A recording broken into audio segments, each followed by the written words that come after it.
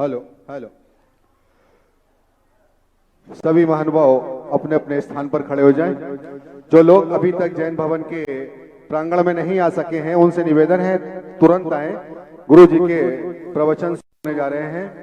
परम पूज्य गुरुवर्ष 108 सुधा सागर जी महामुनिराज की जय। नमोस्तु गुरुदेव, नमोस्तु गुरुदेव, नमोस्तु गुरुदेव। इच्छामि गुरुदेव, इच्छामि गुरुदेव, इच्छामि गुरुदेव। गुरुवर के चरणों में हम सभी लोग नमोस्तु अर्पित करते हुए निवेदन करते हैं कि वो अपनी मंगलमयी वाणी से हम सभी लोगों का धर्म मार्ग प्रशस्त करने की कृपा करें, कृपा करें। नमोस्तु गुरुदेव। जय श्री ओम नमः सिद्धेभ्यः। जय श्री ओम नमः सिद्धेभ्यः। सर्वमंगल मांगल्यम सर्वकल्याणकारकम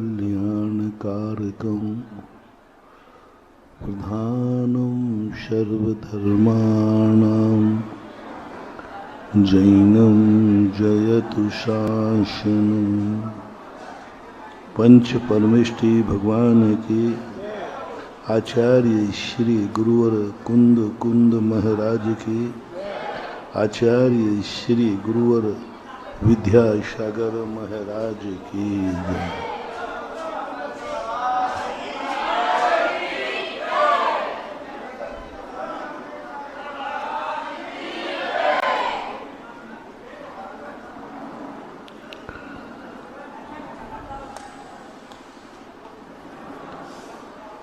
दो प्रकार की शक्तियां हमें किसी भी कार्य को प्राप्त करने के लिए करना पड़ती है। पहले हम अपनी उपादान शक्ति को तैयार करें। हम रास्ते न खोजें,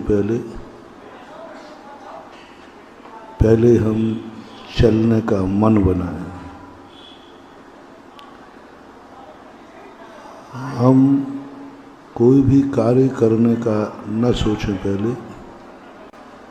पहले निर्णय मन बनाएं कि तुम्हें करना क्या है। पढ़ाई करने के संबंध में न सोचें, पहले तुम्हें बनना क्या है यह विचार करें। भोजन के संबंध में न सोचें, पहले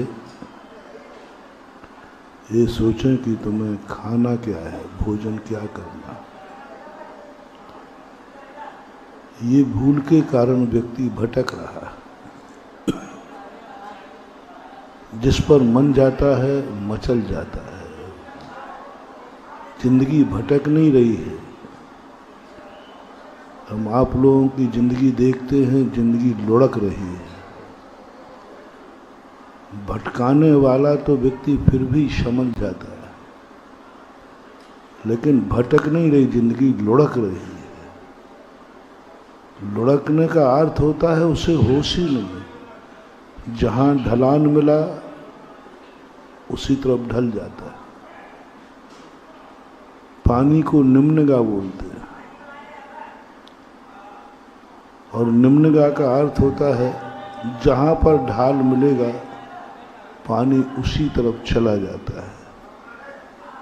इसलिए सभी पदार्थों में किसी भी पदार्थ का नाम निम्नगा नहीं रखा।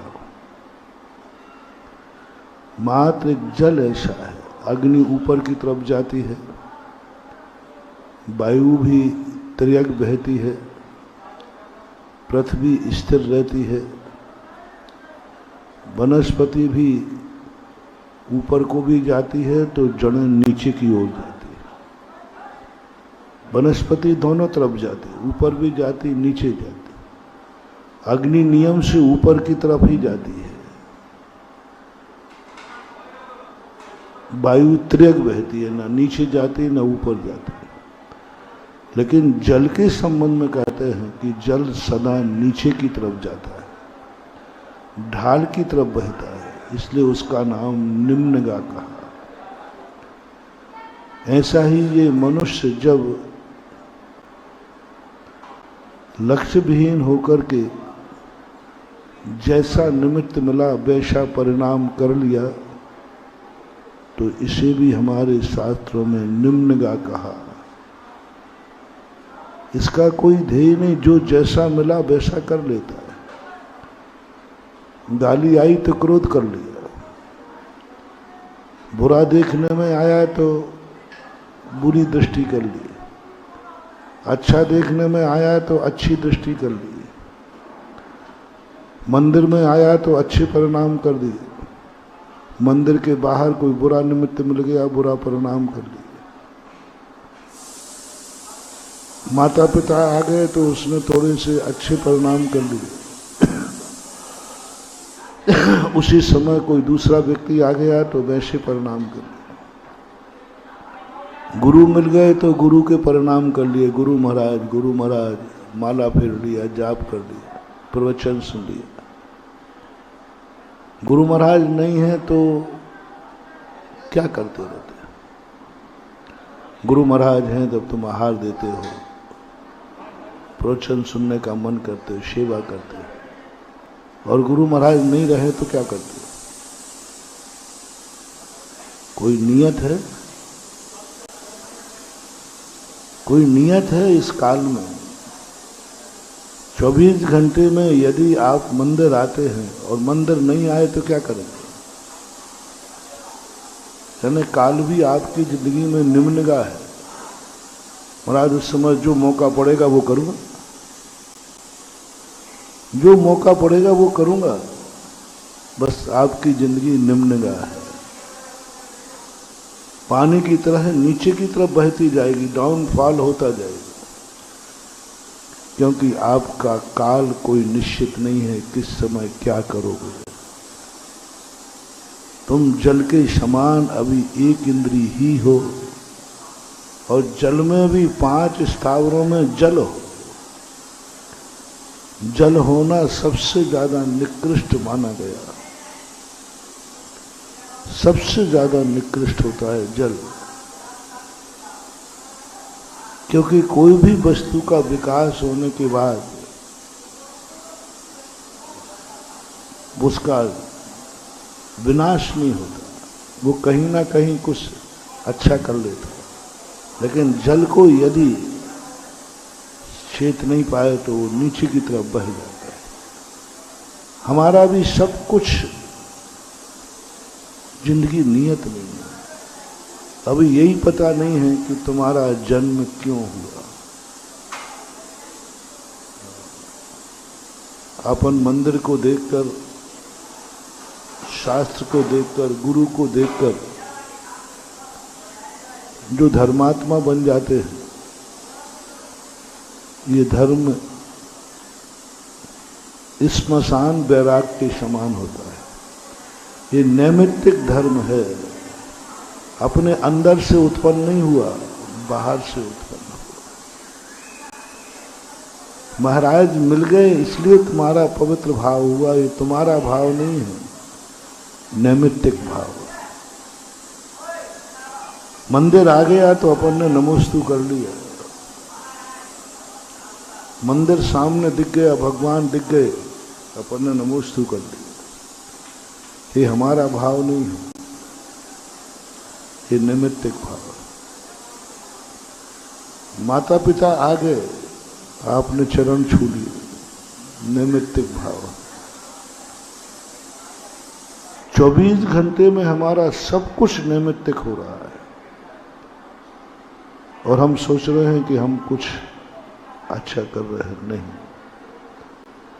इसी चीज को उपादान शक्ति बनाओ, जो जैनाचार्यों ने सबसे पहले आपको सिखाया।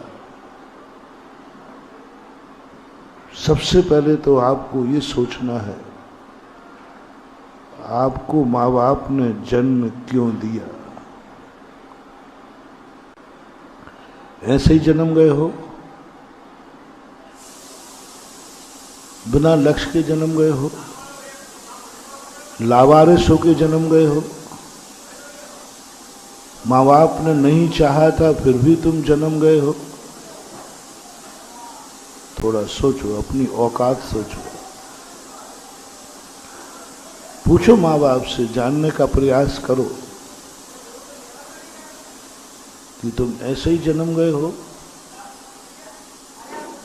कि माँ बाप ने प्री प्लानिंग करके जन्म लिया था। और यदि सोच सको, थोड़ा वर्तमान के संबंध में मत सोचो, थोड़ा अपने कर्मों के संबंध में सोचो कि यदि तुम्हें कभी महसूस हो अपने कुल पर, अपनी जाति पर, अपने माँ बाप पर कभी गर्व हो, कभी अच्छा लगे तुम्हें कि मैं जैन हूं, कभी अच्छा लगे कि तुम्हारा जन्म भारत में हुआ, कभी लगे तो। हालांकि इतना सोचने का तुम समय नहीं देते हो, लेकिन मैं वो आनंद के क्षण तुम्हें देना चाहता हूं जिस क्षण पर तुम गर्व करो। तुम्हें अपनी कौन सी अतीत की बात पर गर्व है, वर्तमान की नहीं पूछा। वर्तमान की जो कुछ भी कर रहे हो तुम, अभी वो सब कुछ तुम्हारा है ही नहीं। तुम निमित्त की कठपुतली बने हो, तुम्हारा नहीं है। मैं बहुत बार कहा करता हूं, शांति भी तुम्हारी नहीं है। शांति इसलिए तुम्हारी नहीं क्योंकि वो शांति, अभी कोई अशांति का वातावरण नहीं, इसलिए तुम शांत बैठे हो। तो शेर भी शांत बैठ जाता है, शेर भी अपनी म्याद में जाकर के शांत बैठ जाता है। क्यों? कोई उसे निमित्त ही नहीं। एक बिल्ली थी, बहुत शांत बैठती थी। एक सेठ जी बोले, महाराज जी मेरी बिल्ली बहुत शांत है, इतनी शांत है कि हम उसके सिर पर दीपक रख लेते हैं, वो दीपक भी नहीं गिराती और बिल्कुल शांत बैठी रहती। महाराज ने कहा बिल्ली और शांत हो ही नहीं सकती। महाराज ने कहा मेरे पास लाओ एक बिल्ली को। बिल्ली जैसे लाई गई और दीपक रखा गया, रख दिया। महाराज ने पहले से प्लानिंग बना ली थी, एक प्लास्टिक का चूहा रख लिया था और जैसे चूहा छोड़ा, बिल्ली को ये होश ही नहीं रहा कि मेरे सिर पर दीपक है, वो झपट पड़ी है।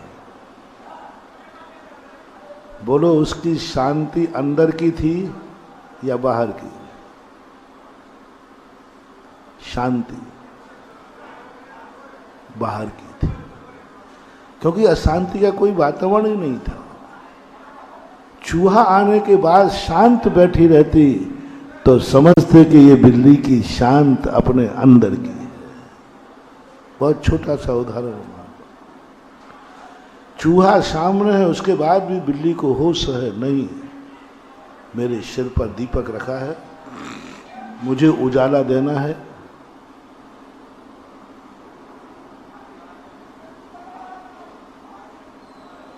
यहां अंधेरा हो जाएगा, ये होश उसको नहीं था, क्योंकि वह शांत मात्र अभाव में बैठी थी। और जैसे ही चूहा सामने आया, उसने सब कुछ होश खो बैठी और चूहे पे झपट पड़ा। कहीं अपन लोगों का मन उस बिल्ली के समान तो नहीं? कहीं मन बिल्ली के समान तो नहीं है? कहीं ये काल बिल्ली के समान तो नहीं है? कहीं ये जिंदगी बिल्ली के समान तो नहीं है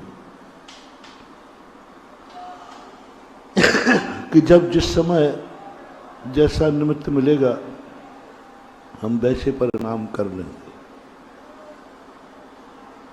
जैसा निमित्त मिलेगा। बस जैन धर्म यही तुम्हें सचेत करता है कि धर्म तुम्हारे हाथ में है। यदि तुम्हारे हाथ में शांति है तो चाहे चूहा आ जाए या ना आ जाए, उसकी शांति भंग नहीं होगी। कभी अपने आप को परखने का प्रयास करना कि तुम्हारे अंदर जो शांति है वो तुम्हारे अंदर की है या बाहर की अशांति के अभाव में। कोई गाली नहीं दे रहा है तो शांत बैठे हो। अभी आप बिल्कुल शांत बैठे, ये कोई धर्मात्मा की निशानी नहीं है, क्योंकि यहां अभी अशांति का कोई कारण मौजूद नहीं, अभी गुस्से का कोई कारण मौजूद ही नहीं। अब गुस्से का जब कारण मौजूद नहीं है और उस समय कोई शांत बैठ जाए तो ये शांति नहीं कहलाती। इसको हमारे शास्त्रों में औदैक भाव कहते हैं।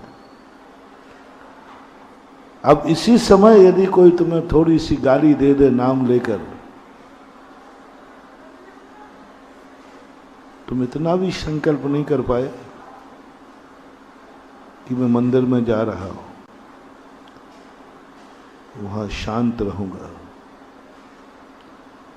मैं गुरु का प्रवचन सुनने जा रहा हूं, शांत रहूंगा, मैं माला फेरने बैठ रहा हूं, शांत रहूंगा, मैं स्वाध्याय करने बैठ रहा हूं, शांत रहूंगा, मैं महाराज भगवान का अभिषेक कर रहा हूं, शांत रहूंगा, मैं महाराज को आहार दे रहा हूं, शांत रहूंगा, मैं तीर्थ यात्रा कर रहा हूं, शांत रहूंगा। ये संकल्प क्यों कराते हैं? संकल्प हम लोग, श्रावक का कोई भी धर्म कराना हमारा पर्पस नहीं है।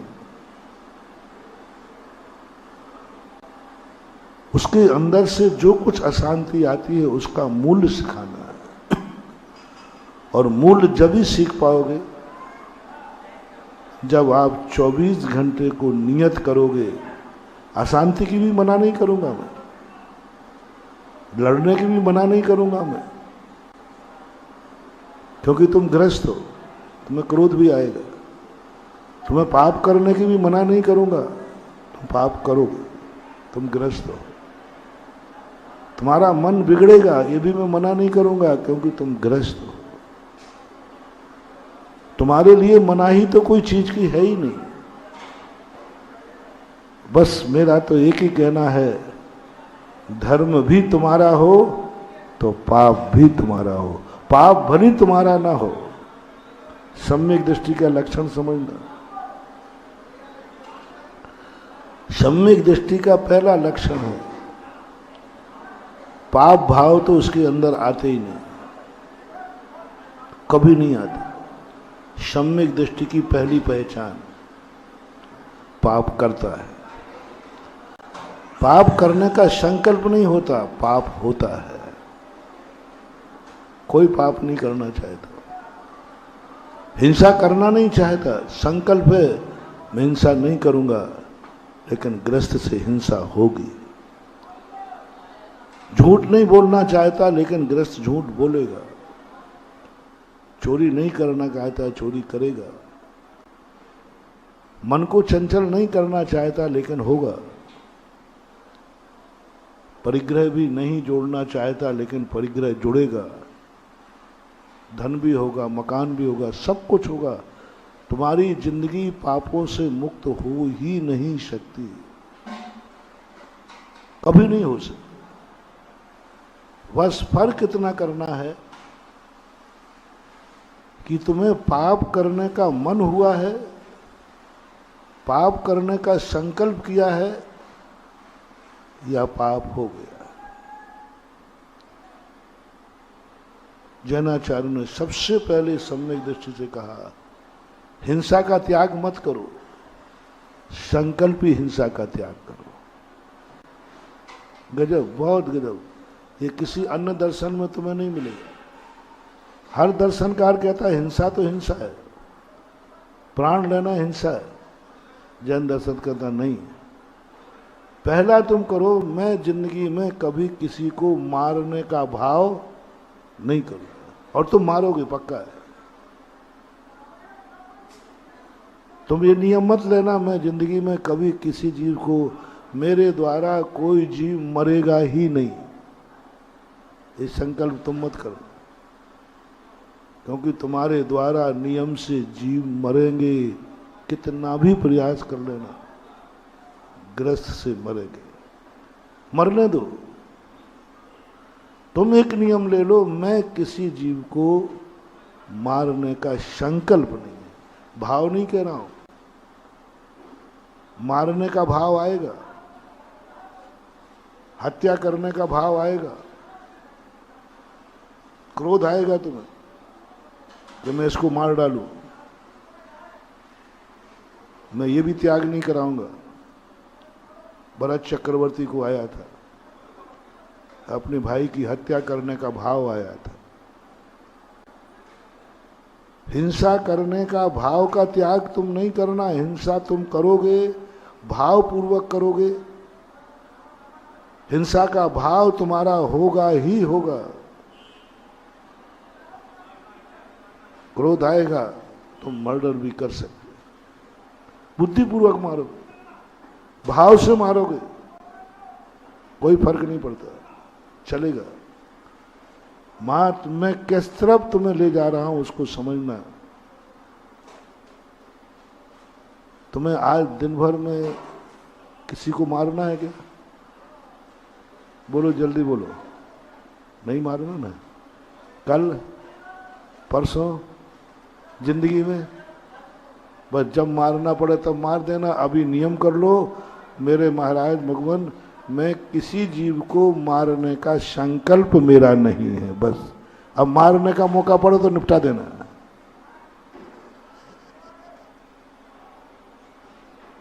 मारने का मौका पड़े तो निपटा देना, संकल्प मत करो। आज हमारे लिए नहीं मारना, मैं संकल्प मत करो सुबह उठ करके मैं उसे मारना है। अभी मारने का कोई प्रसंग भी नहीं है, कोई दुश्मनी भी नहीं है, कोई दुश्मनी नहीं। अभी जितने लोग बैठे हैं, इतने लोग एक नियम ले ले, महाराज मैं किसी भी जीव को नहीं मारने का मैं संकल्प का त्याग करता हूं। किसी भी जीव को मैं नहीं मारूंगा, आज मेरा संकल्प है, नहीं मारूंगा। मैं झूठ नहीं बोलूंगा, संकल्प है। मैं चोरी नहीं करूंगा, संकल्प है। मैं परिग्रह नहीं जोड़ूंगा, मैं करोड़पति अरबपति नहीं बनूंगा, मेरा संकल्प नहीं है। संकल्प नहीं बनना। अरबपति नहीं, तुम 6 खंड के अधिपति बनना,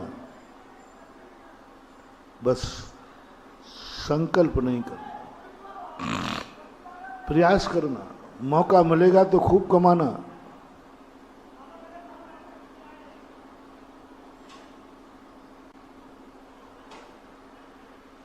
एक के 4 करना। कितने रुपये आगे? 1 रुपये के 4 करना। झूठ भी बोलना, इतना परिग्रह जोड़ना, इतना परिग्रह जोड़ना कि तुम 6 खंड के अधिपति बनो, चक्रवर्ती बनो, कोई फर्क नहीं पड़ता। संकल्प नहीं करना, कमाते जाना। संकल्प नहीं करना मैं चक्रवर्ती बनूंगा, मैं आज 1 करोड़ कमाऊंगा,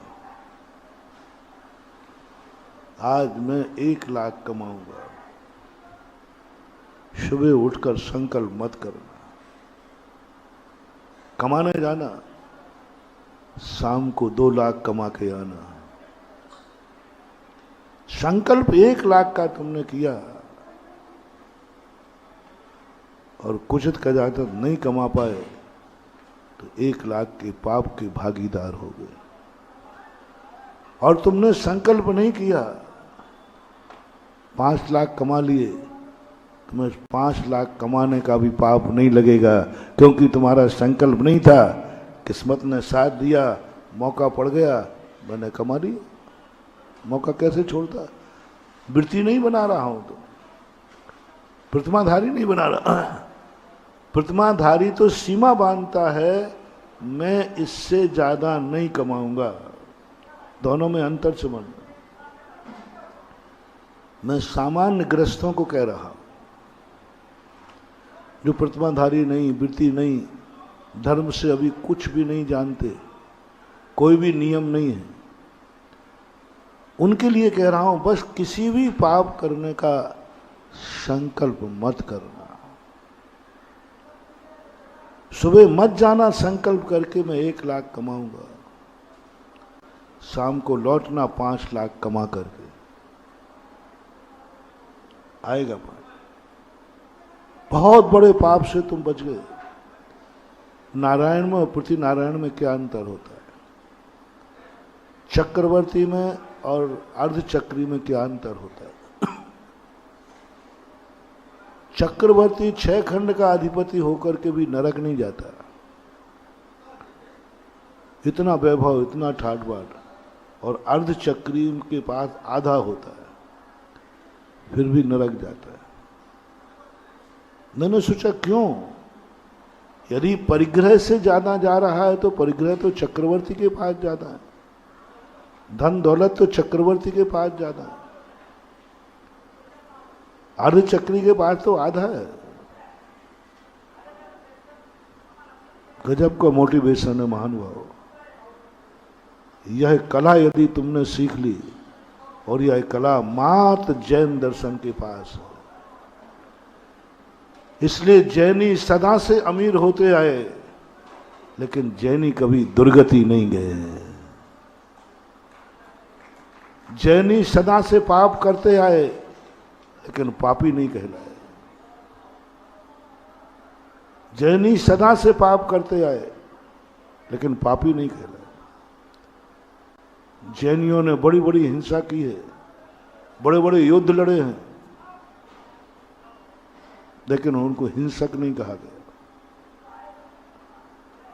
बहुत बड़े बड़े झूठ बोले हैं, लेकिन उनका नाम झूठों की कोटि में नहीं था। बड़ी बड़ी चोरियां की हैं जैनियों ने, लेकिन वे चोर नहीं। परिग्रह कमाया है खूब ज्यादा, भोग भोगे हैं खूब ज्यादा, लेकिन उनका नाम भोगियों में नहीं था। बहुत परिग्रह, इतना परिग्रह जोड़ा, फिर भी उनका नाम परिग्रहियों में नहीं था, क्योंकि परिग्रहवान तो नरकों में मिलता है, एक भी जैनी नरकों में नहीं था। क्या गजब का सूत्र भानुभाव। जैन दर्शन एक ऐसी कला है, जो कल मैंने कहा था, पैर भरी कीचड़ में हो, लेकिन मुख कन्नौज की सुगंध के समान फूलता रहता है। जैनी को कमल के समान बना दिया, कीचड़ में रखा, कीचड़ में जन्मा, कीचड़ में ही रहा, लेकिन जब उसकी जिंदगी ऊपर आई तो कमल कहाँ रहता है? जल से भिन्न। और नाल कहाँ है? पानी में। जड़ कहाँ है? पैदाइशी कहाँ है? कीचड़ में। पैदाइशी कीचड़ में है, और उसको जल छू भी नहीं पा रहा है, जल छू भी नहीं पा रहा। जल से भिन्न कमल। पंडित जी साहब दौलत राम ने कहा, जैनी जल से भिन्न कमल है। कितने भी कीचड़ में पड़ा रहे, सोना जैसे दमकता है, उसका मूल्य कम होता ही नहीं। सोना कीचड़ में ही पड़ा है तो उसका मूल्य कम नहीं होता। जैन धर्म तुम्हें ये कला सिखाता है। बस तुम किसी को मारना तो तुमसे मारना तो होगा, क्रोध आएगा, परिग्रह तुम जोड़ो। जो अर्धचक्र की बात मैं कह रहा था, चक्रवर्ती ने कभी परिग्रह नहीं चाहा। जितने चक्रवर्ती होते हैं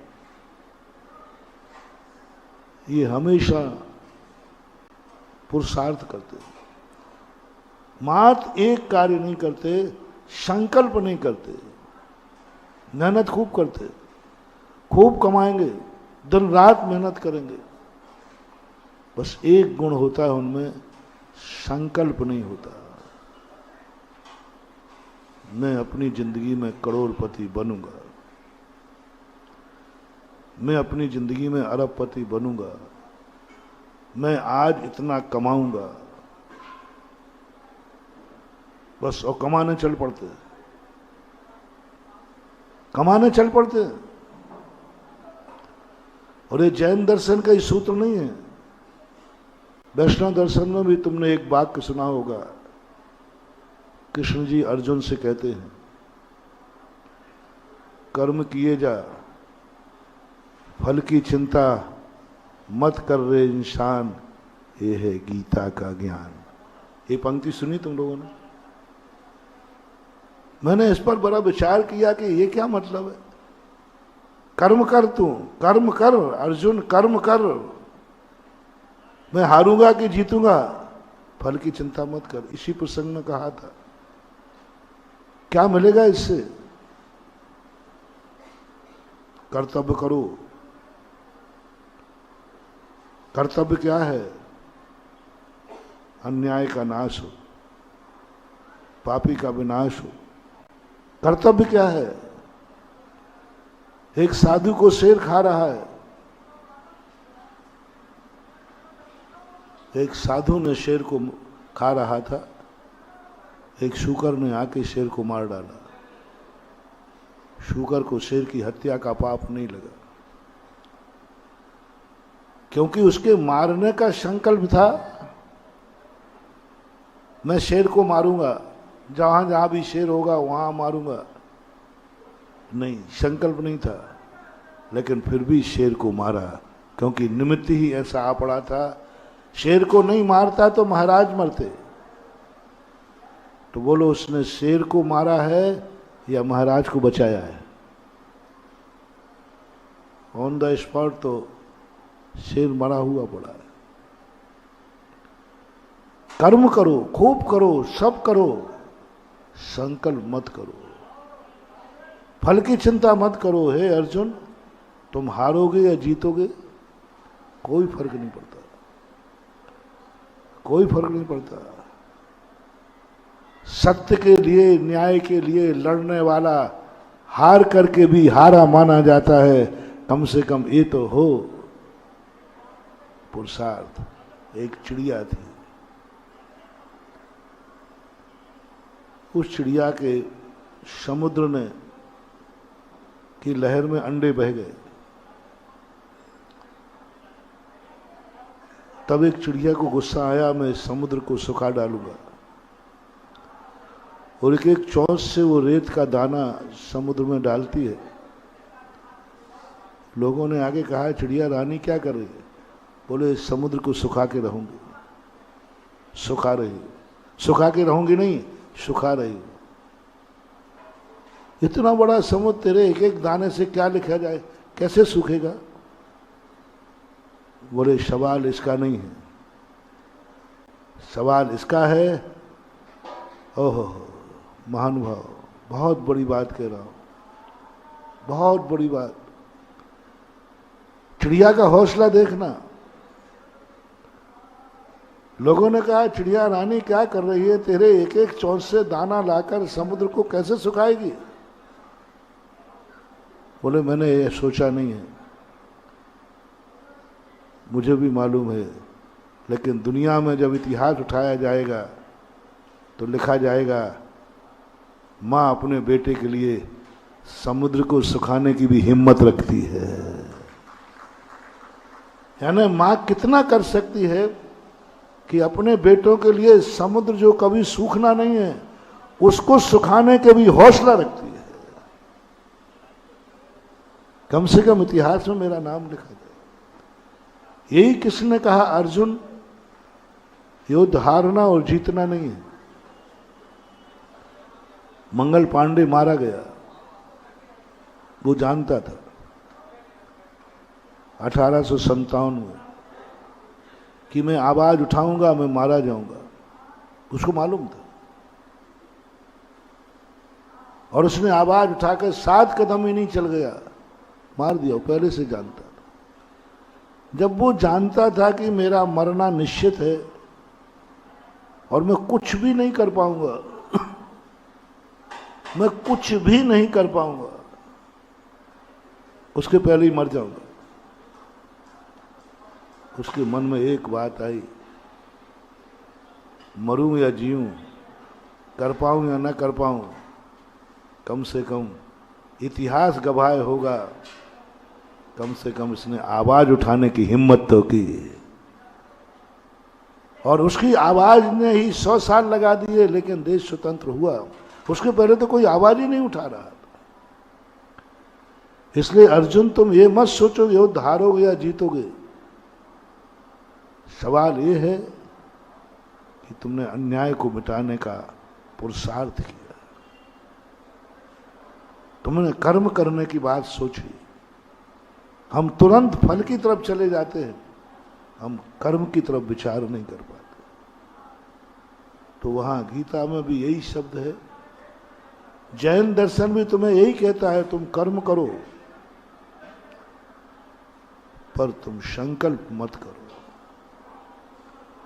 मैं जीतूंगा ये संकल्प मत करो, मैं हारूंगा ये नकारात्मक भाव मत लाओ। तुम ये हौसला बढ़ाओ, मैं युद्ध लड़ने में कमी नहीं रखूंगा। तुम हौसला मत करो कि मैं पास होऊंगा, मत हौसला करो कि मैं फेल होऊंगा। नियम करो, जो कोर्स मेरा है मैं इस पूरे कोर्स को कंठस्थ करूंगा।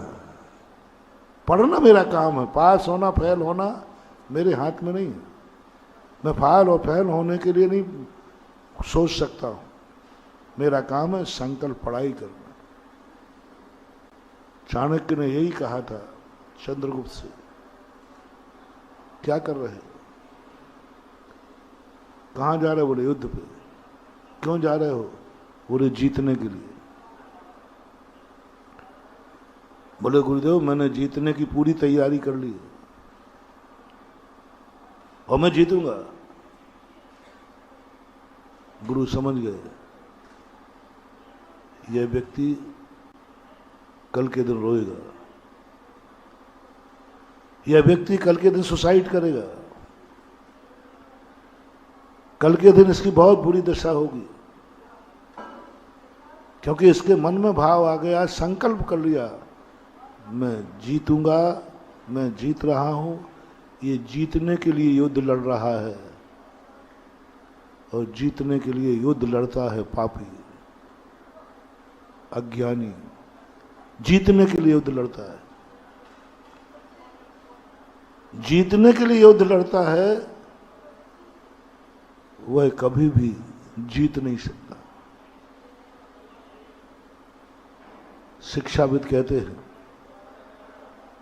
जो हारने की हिम्मत रखते हैं वो जीतने का ख्वाब सजावे हैं। जो हारने की हिम्मत रखते हैं वो जीतने का ख्वाब सजावे। तो चाणक्य ने चंद्रगुप्त से कहा, ये बताओ तुम जीतोगे पक्का है? मेरी भी दुआ है, मेरा भी आशीर्वाद है, तुम जीतोगे। बस एक पॉइंट बता दो, यदि हार गए तो क्या तैयारी है? हार गए तो क्या तैयारी है? बोले गुरुदेव, ये तो हमने सोचा ही नहीं। पहले इस पर सोचो, फिर युद्ध के लिए जाओ। बहुत बड़ा सोच था।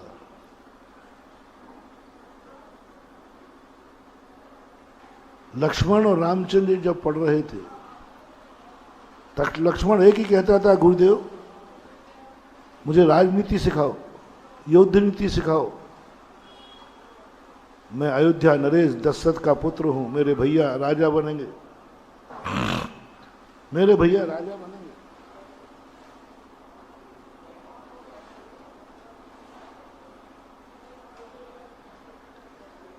और मुझे राज कैसे करना है सिखाओ। गुरु कहते हैं लक्ष्मण तो समझेगा नहीं। लक्ष्मण तो राजा बनने के लिए पढ़ने आया है, राजा बनने के बाद गुरु के पास गया है,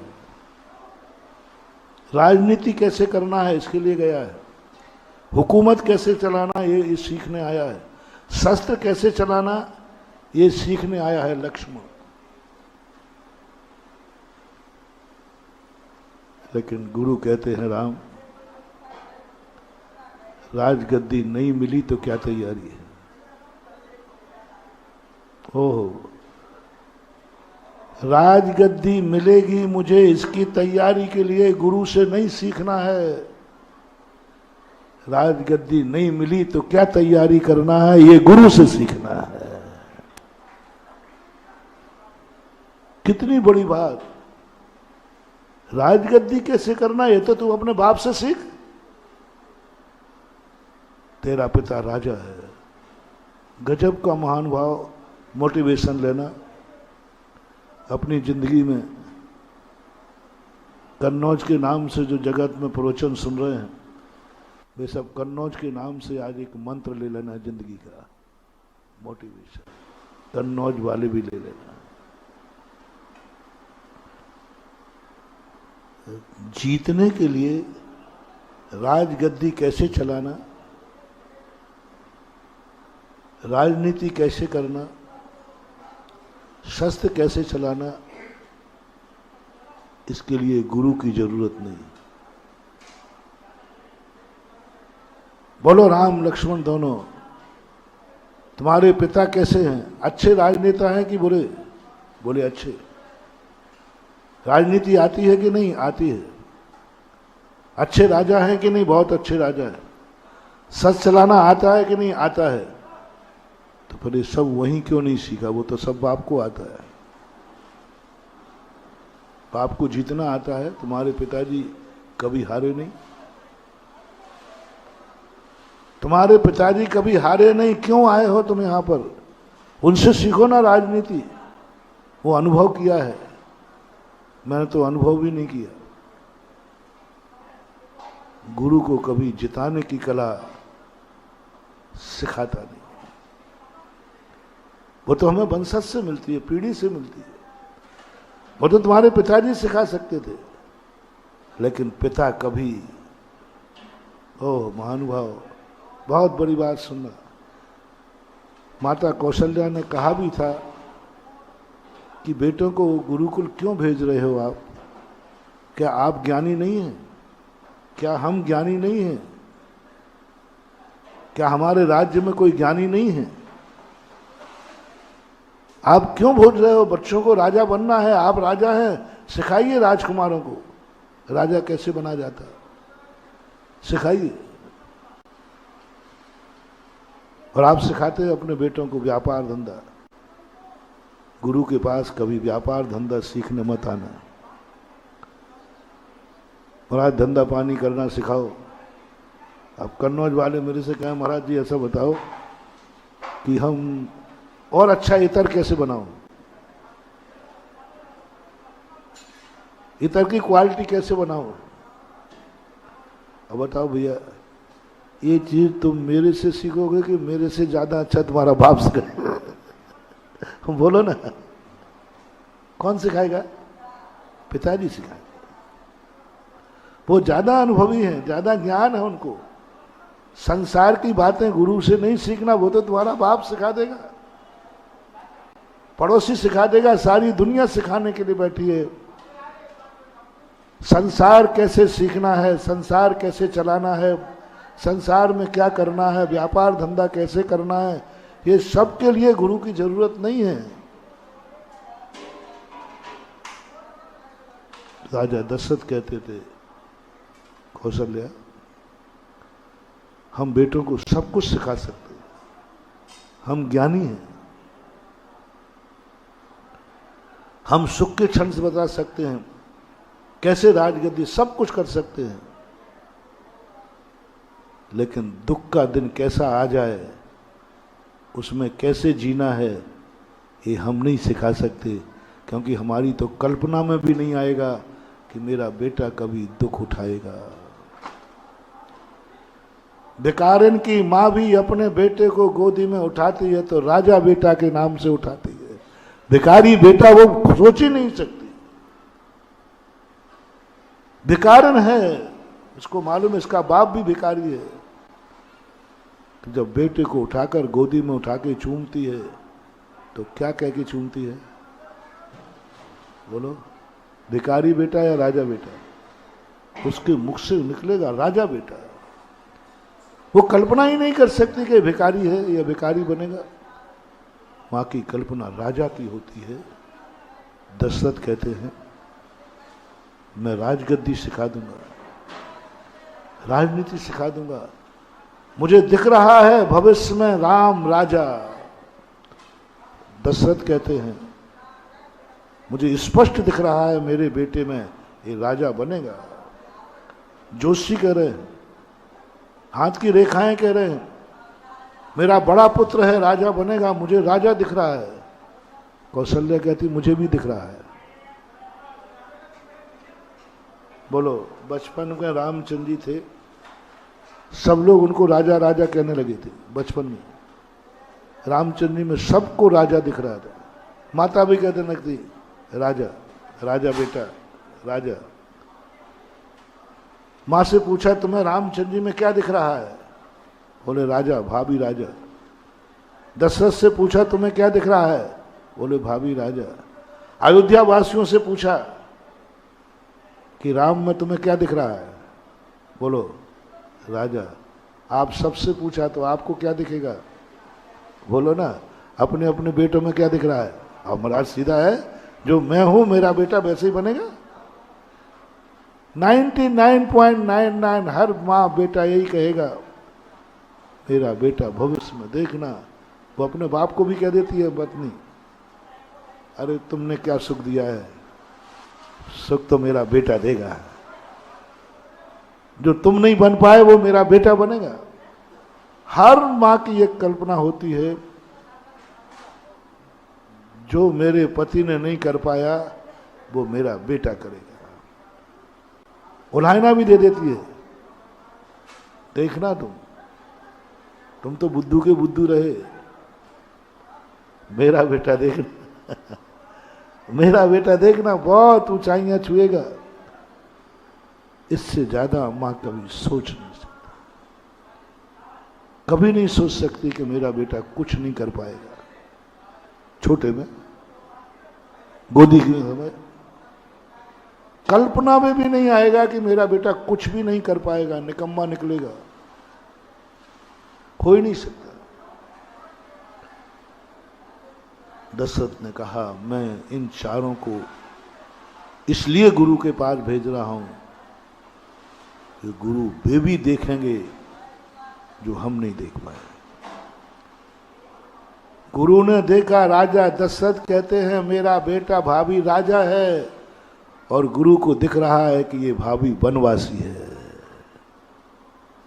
लक्ष्मण देख रहे हैं कि यहां जाने के बाद मुझे राजगद्दी मिलेगी, और गुरु देख रहे हैं कि यहां से जाने के बाद इसको वनवास मिलेगा।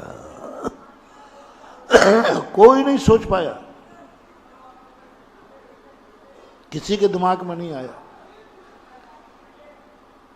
बल्कि लक्ष्मण बार बार कहता था कि ये गुरु क्या सिखा रहे हैं आप, मुझे कोई लकड़ी बीनना सिखा रहे हैं, बोले ये भी एक पीरियड है।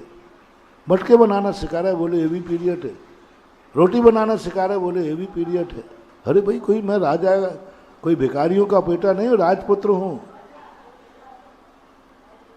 लक्ष्मण रामचंद्र जी कहते भैया गुरु जी से कहो इतना समय बर्बाद ना करे, इतनी देर में राजनीति सिखाएं। रामचंद्र जी कहते हैं लक्ष्मण, गुरु से भीख नहीं मांगी जाती, गुरु से भेंट मिलना चाहिए। भीख मांगी जाती है। गुरु से ज्ञान भीख में नहीं चाहिए है, भीख मांग के ली जाती है और भेंट बिना मांगे दी जाती। गुरु जो ज्ञान देवे वो ज्ञान लोगे तो वो ज्ञान भेंट में कहलाएगा, और मुझे यह पढ़ना है यह कह के गुरु से पढ़ाया तो वो ज्ञान भीख में कहलाएगा। अपने बड़ों से कभी भीख नहीं मांगना महानुभाव, भगवान से भी नहीं। मैं यही तो कह रहा हूं, मंदिर आओ तुम संकल्प करके, ये मत आओ कि मुझे ये चाहिए, भीख मत मांगो, गुरु से भी नहीं, माँ बाप से भी नहीं। यहां तक कि मैं सदा कहता हूं, कभी माँ से रोटी भी मांग के मत खाना। मांगना है तो पड़ोसी के यहां भीख मांग ले, माँ से मांग के रोटी नहीं खाना, बहुत अपशगुन है मानवा। कोई भी वस्तु अपने घर में मांगने से तुम्हें मिली है, समझ लेना तुम्हारी जिंदगी का अपशगुन चालू हो गया है, आपकी जिंदगी का बुरा दिन चालू हो गया। कोई भी वस्तु घर में मत मांगना, और खास तौर से जो तुम्हारे खास हों उनसे यदि मांग करके तुमने लिया तो तुम घर में भिखारी बन गए, और जो घर में भिखारी बना वो एक दिन भिखारी बनेगा। घर में बिल्कुल मांगा, माँ के सामने पिता के सामने भीख नहीं, भेंट लो। भेंट मांगी नहीं जाती, बड़े अपनी इच्छा से देते हैं, इच्छा से देते, और वो इच्छा से तुम्हें देंगे वो बहुत बड़ी चीज कहता है। रामचंद्र जी ने कहा, लक्ष्मण गुरु जो दे रहे हैं उसे भेंट मान के स्वीकार करो। लिया, बोलो सबकी तैयारी थी, राजा राम बनेगा, नहीं बना तो क्या तैयारी है? और तैयारी गुरु ने नहीं कराई होती और वनवास तो होना ही था, फिर तीनों क्या करते? सुसाइड। बस यही चीज अपनी जिंदगी में धारण करो, मत करो सफलता के संकल्प, यदि हार गए तो क्या तैयारी है? यात्रा करने तुम जाते हो, तुम यहां से शिखर जी गए, सकुशल पहुंचोगे पक्का है। मेरी भी भावना है कि आपकी यात्रा सकुशल हो, इतने घंटे में आप पहुंच जाओगे, मुझे मालूम है। आपकी गाड़ी बहुत अच्छी है, बस एक सूत्र मेरे से ले लेना, यदि नहीं पहुंच पाए, रास्ते में गड़बड़ हो गया तो क्या तैयारी है? गुरु से ये सूत्र मत लो कि मेरी यात्रा सफल हो जाए, मेरी वंदना सफल हो जाए। गुरु के पास जाओ, गुरु महाराज यात्रा तो सफल होगी होगी, लेकिन यदि मैं यात्रा नहीं कर पाया तो मेरी क्या तैयारी है? मैं क्या तैयारी करूं? मैं क्या तैयारी करके जाऊं? यदि बीच में गड़बड़ हो गया तो उसकी तैयारी जो करके जाता है, जिंदगी में लाख विघ्न उसकी जिंदगी में आ जाए, उसकी यात्रा में कभी बाधा नहीं बनेगी, देर हो सकती। तुम तो मार अकेले गाड़ी को, बहुत गाड़ी अच्छी थी ना, चला दी, पहुंच जाऊंगा इतने घंटे में, इतने किलोमीटर चलती है। तुमने रास्ते के खतरों पर तो ध्यान दिया ही नहीं, रास्ते में गाड़ी पंचर हो, रास्ते में कुछ भी हो सकता है, क्या तैयारी थी? समय तुमने तैयारी कर ली होती, पंचर का सामान रख लिया होता, टायर बदलने के लिए क्या होता, वो पाना रख लिया होता, तो घंटे भर की तो देरी तो होती, लेकिन यात्रा पूरी हो। जिंदगी में इसलिए अच्छी के संकल्प भी मत किया करो। करो, कर्म करो, युद्ध लड़ो, जीतने का हारने का संकल्प नहीं, कर्तव्य करो। आएगा जो निमित्त होगा। ताजश्री को मारूंगा मैं नहीं, ताजश्री को मारूंगा मैं, श्री कृष्ण कहते नहीं। तुम ताजश्री को मारने का भाव क्यों कर रहे हो? क्यों भाव कर रहे हो मारने का? अरे ताजश्री तुम्हें निपटा देगा। तुम्हें ताजश्री को मारने का भाव नहीं करना है, तुम्हें युद्ध लड़ना है। जब ताजश्री सामने आएगा उस समय जैसा वो करे वैसा तुम करना, तुम्हें ताजश्री की हत्या का दोष नहीं लगेगा। तुम मारने का भाव मत करो कि मैं ताजश्री को मारूंगा। तुम युद्ध में उतर जाओ, युद्ध में उतर जाओ। तुम्हें कुछ नहीं करना, ताजश्री जो करे उसका जवाब देना है। ताजश्री यदि ताजश्री बन के आए अर्जुन तो पैर छू लेना, और ताजश्री योद्धा बन के आए तो फिर उनको निपटा देना। देख लो क्या बन के आते। यदि ताजश्री बन के आएंगे तो चरणों में झुक जाना,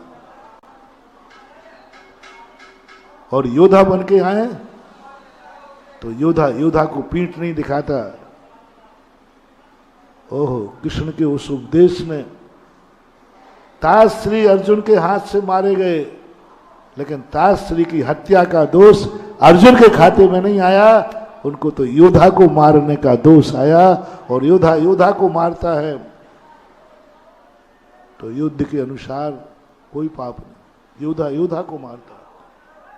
हाँ, यदि बेटा बाप को मारता है, यदि अर्जुन ताजश्री को मारता तो अन्याय था। उन्होंने ताजश्री को मारा ही नहीं।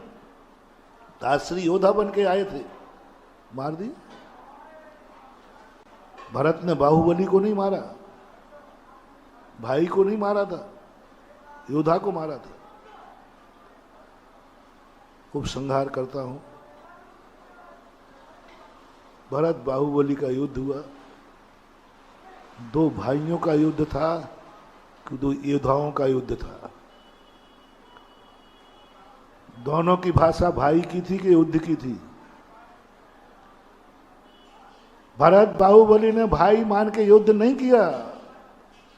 तुम लोग बहुत बड़ा गलती करते हो। तुम भाई को भाई मान के लड़ते हो, भाई से युद्ध करते हो, भाई से झगड़ा करते हो। भरत बाहुबली ने भाई बन के नहीं लड़ा, योद्धा बन के लड़ा है। योद्धा बनकर बाहुबली भाई से नहीं लड़े हैं, योद्धा से लड़े। बाहुबली ने यही कहा था, यदि भैया का पैगाम आता तो मैं भेंट लेकर चरणों की वंदना करके आता। ये चिट्ठी तो एक योद्धा की आई है, और योद्धा की ललकार आदिनाथ का बेटा नहीं सुन सकेगा। यही तो रहस्य लोग समझ नहीं पाए। दो भाइयों में झगड़ा हुआ धन दौलत के लिए नहीं, योद्धाओं में झगड़ा हुआ। पत्र राजनीति का गया था, योद्धा का गया था। भरत योद्धा बन करके भरत को बाहुबली को ललकारा था, इसलिए बाहुबली ने योद्धा का जवाब दिया था। ताजश्री बनकर अर्जुन के सामने जाते, अर्जुन पैर छूता, लेकिन ताजश्री योद्धा बन के गए तो अर्जुन ने योद्धा का जवाब योद्धा से दिया। इसलिए पुराणों की कथाओं में और आपकी कसायों में बहुत अंतर। क्रिया एक समान है, लेकिन संकल्प बदला हुआ है। आज आप लोगों को खूब कर्म करो, लेकिन संकल्प हिंसा नहीं। सामने वाला क्या बन के आए वह तुम बन जाना। भाई दुश्मन बन के आए, दुश्मन का जवाब दुश्मन के तरीके से देना। और अभी तो वो दुश्मन है नहीं, फिर क्यों संकल्प करते हो? किसी पाप का संकल्प ही का त्याग कर देना। मेरा कोई संकल्प नहीं है, मैं कोई पाप नहीं करूंगा, मेरा कोई संकल्प नहीं है। मौका आएगा, निमित्त मिलेंगे, उस समय तद्रूप जो होना है वैसा भाव कर लेना है। अर्ध चक्रवर्ती की बात जो मैं कह रहा था, अर्ध चक्रवर्ती ने यही भूल की थी, और चक्रवर्ती उससे ज्यादा परिग्रहवान था। चक्रवर्ती ने जो भी पुण्य किया था चक्री बनने के लिए नहीं किया था, मां धर्म किया था। और अर्धचक्री ने क्या कहा था, मैं जो भी धर्म करूं इसके बदले मुझे 3 खंड का राज्य मिलना चाहिए। जो भी मैं धर्म करूं, संकल्प। अब देखो, उसने धन दौलत चाहिए, जो भी मैंने धर्म किया हो मैं करूंगा, कर रहा हूं, इसके बदले में मैं 3 खंड का राजा बनूं। बन गया, मर के नरक चला गया। और भरत चक्रवर्ती ने कहा कि नहीं, मैं चक्रवर्ती बनने के लिए नहीं कर रहा हूं, धर्म करना मेरा कर्तव्य है। धर्म मैं धर्म के लिए कर रहा हूं, धर्म में आनंद के लिए कर रहा हूं, धर्म मेरा स्वभाव है। किसके लिए कर रहे हो? क्योंकि मुझे धर्म करना है, धर्म बहुत अच्छी चीज है। उसने धर्म किया, पुरस्कार में 6 खंड का राज्य मिला, वो नरक नहीं जा पाया, मोक्ष चला गया। आप लोग भी ग्रस्त हैं, कम से कम किसी पाप को करने का संकल्प ना करें। संकल्प ही पाप का त्याग करें, विरोधी का नहीं। ताश्री को मारने का त्याग करो, योद्धा को मारने का नहीं। अर्जुन ने त्याग कराया। अर्जुन, ताश्री के प्रति द्वेष भाव मत रखना, ताश्री की हत्या मत करना। वो सामने आए तो पैर छूना, लेकिन योद्धा बन के जो आए उसके सामने शस्त्र को झुकाना नहीं। जीतना है, बस हमने कुछ नहीं किया। आज के प्रवचन में मैंने कुछ नहीं किया, तुम्हारी दृष्टि थी ताश्री को निपटाने की, और हमने दृष्टि दी योद्धा को निपटाने की।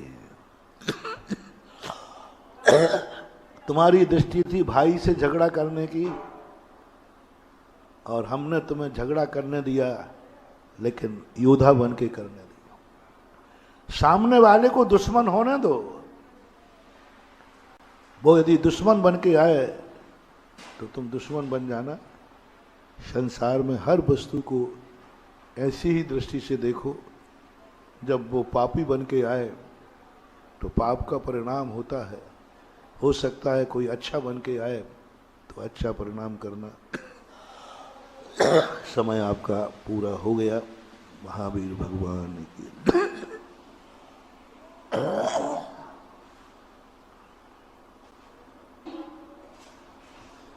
सभी जिन वाणी स्तुति के लिए खड़े हो जाएंगे। जिन वाणी के ज्ञान ते सूझे लोक अलो, सो वाणी मस्तके नमो सदा देत हूँ धो। हे जिन वाणी भारती तो ही जपू दिन रे, जो तेरो शरणा गए सो पावे सुख चैन दे।